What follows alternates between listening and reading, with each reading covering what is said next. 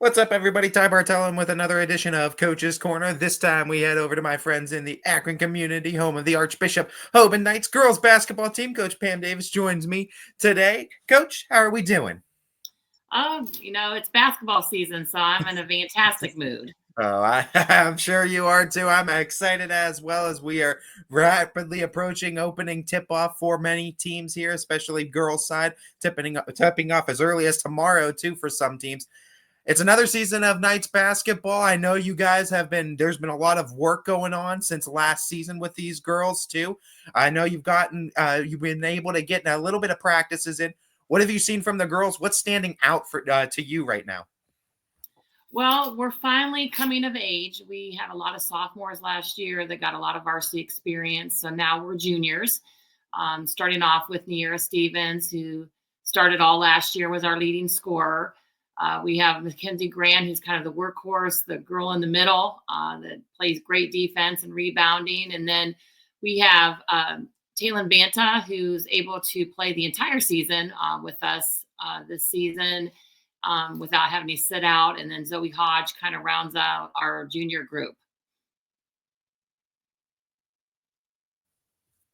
Correct me if I'm wrong. I mean, the team you're bringing back too. I mean, you're bringing back. I got to think what three letter winners at least from last year to multiple starters too, because we saw Taylor start early on in the season. Of course, Mackenzie Grant and then near Stevens also gets her starts as well too.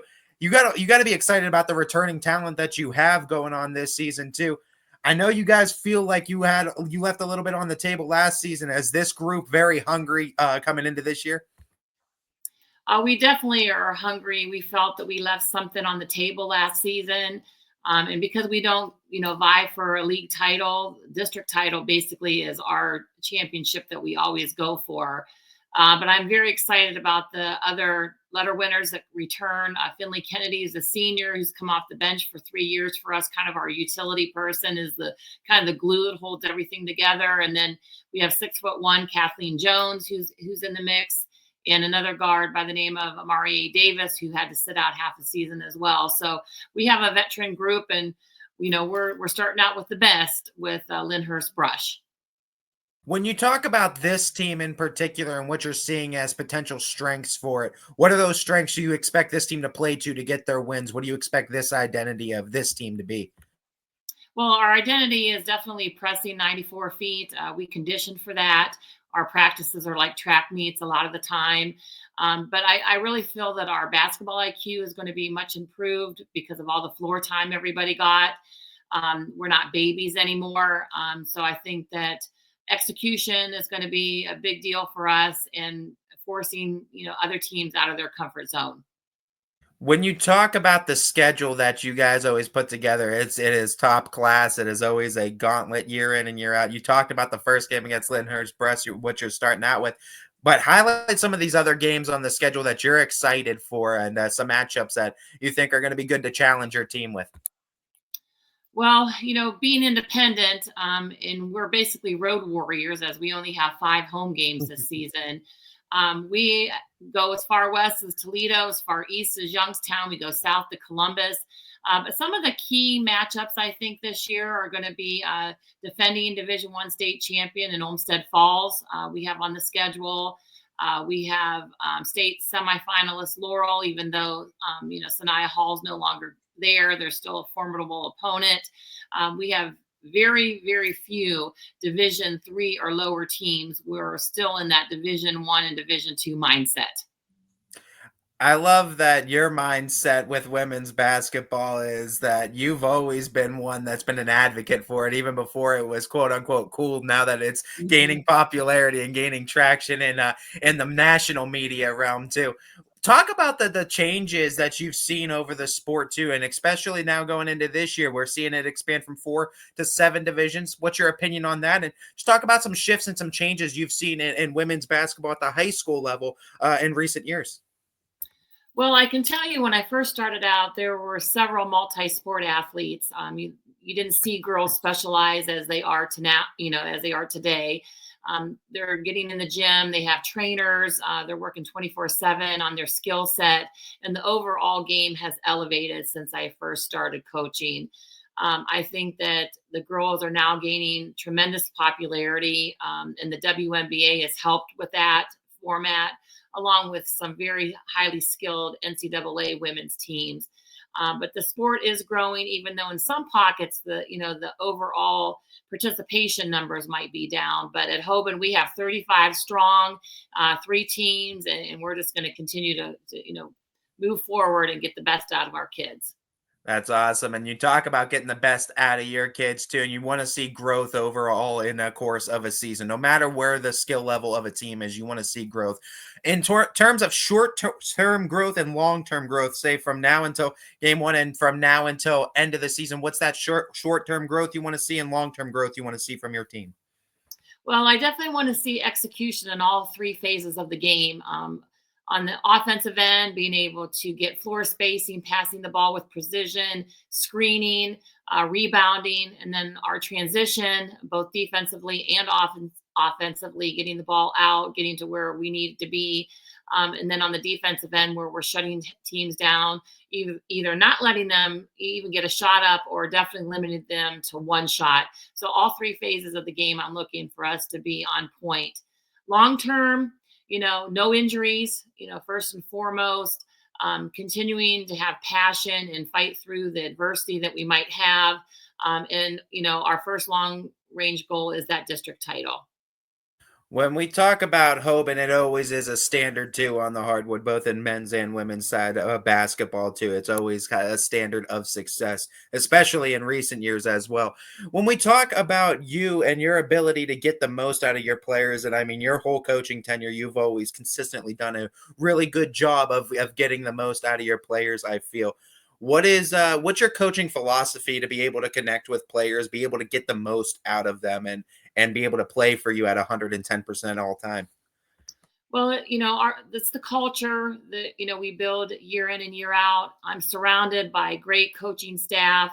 With my husband and life partner Willie Davis, Dave Nash does a fabulous job with the post play. Danielle Howe and now Nate Gatchett's returning. It's just a standard. At Hoban in particular, it's academic standards, it's the athletic standards. I mean, if you look at all sports across the board, it just you expect to be successful and expect to win. And those are the kind of girls that I want in my program, and they do that for me. They are pleasers, and they want to play hard and they want to play well.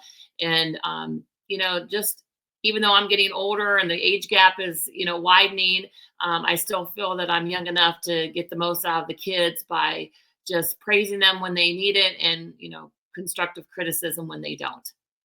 When you talk about this year's team in particular, describe some of the personalities that you have on the team. What is the team personality makeup overall like? We have such a unique group of kids. Zig is just a high energy, very pleasant young lady, who works extremely hard on both ends.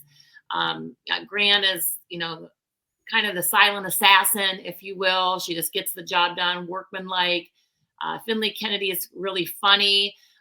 She cracks a lot of jokes in practice, and she has a high basketball IQ.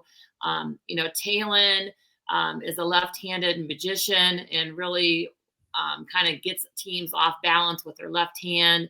And they're just a pleasant bunch of girls. They laugh and giggle in practice, but they know when it's time to get after it, they get after it. When we look at this season too and what you guys have, yeah, it's like we said, a very tough schedule, and you guys are playing on the road a ton.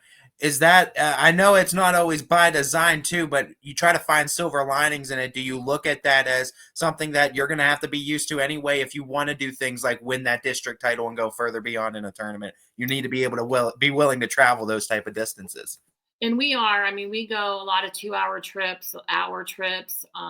It just keeps them focused and centered, playing on either, an opponent's floor or a neutral court.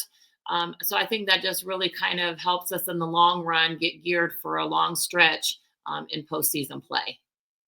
One of my theme questions that I've been asking a lot of coaches this year goes to the lessons that the game of basketball teaches. And I know with you in the teaching realm, you in the basketball coaching realm, you've taught countless young ladies the sport of basketball and how it relates to everyday life too, and how they can take that into their day to day life. What's the biggest lesson, though, the sport of basketball has taught you, or one of the biggest lessons the sport of basketball has taught you? Well, it definitely is setting goals high and aiming for them, and expect adversity. And then, but what are you going to do once experience adversity? What's your plan B, if you will? And you're going to compete every helm of your life. I mean, whether it's for a job, whether it's to get into a university, even to have a spouse, you're going to compete. So just seize the day, don't settle for less, and go full force. And, I'm all about empowering women, and to get what they deserve. When you talk about your competitive fire too, I know you are a dynamic standout player too in your day as a high school basketball player too. Does that same competitive fire burn in you as a coach now, or is it a little bit more tame from the days as a player? Well, I guess it just depends on the opponent, but I do get fired up. The only difference is that I don't have that control as you do as a player. You just hope that you've taught your players well enough that they can perform on the court. But I don't like to lose. None of my coaching staff likes to lose, and so I think that we kind of project that kind of attitude onto our players. How early on in your life too did you know you wanted to be a basketball coach? Was that a dream from high school onward, or is that something you found out later in college, or was it something you found out even later? And then when did you find out you wanted to start doing this? Well, actually, I didn't want to be a coach. That's not what I set forth. But I was doing my student teaching at Irvine Middle School in Coventry Township. And it just happened that a seventh grade position was open. And my principal at the time, Mr. Red, said, "Hey, I know that you played at the university. Do you mind, helping out some 12-year-olds?" And I was in grad school. I was still playing in an 18 and over league. I wasn't quite sure, and but I fell in love with them and stuck with it ever since. What's the biggest thing you've learned about yourself as a coach from that point of starting to now? I think that I have more confidence, obviously, now than I did when I was in my 20s. Um, you can't always treat everyone the same, but you can treat them fairly because kids learn at different rates. And I think I've grown to have more patience than I was when I was younger. I know you are such a student of the game of basketball too. You always want to learn. You always want to find new things to attack opponents with too. Anything new you've kind of been looking at this year too, or anything different we can expect to see from the Knights this year? Well, actually, myself, along with my coaching staff, went to two coaching clinics and practices this year at the collegiate level. We went out to Youngstown State and we went up to Cleveland State University to look at their practices. Found a lot of different drills that I think that can help with our philosophy, what we're trying to do. So we've incorporated those, and a couple out of bounds plays that I think that are pretty misdirection type, deceptive type plays that my kids have been working on.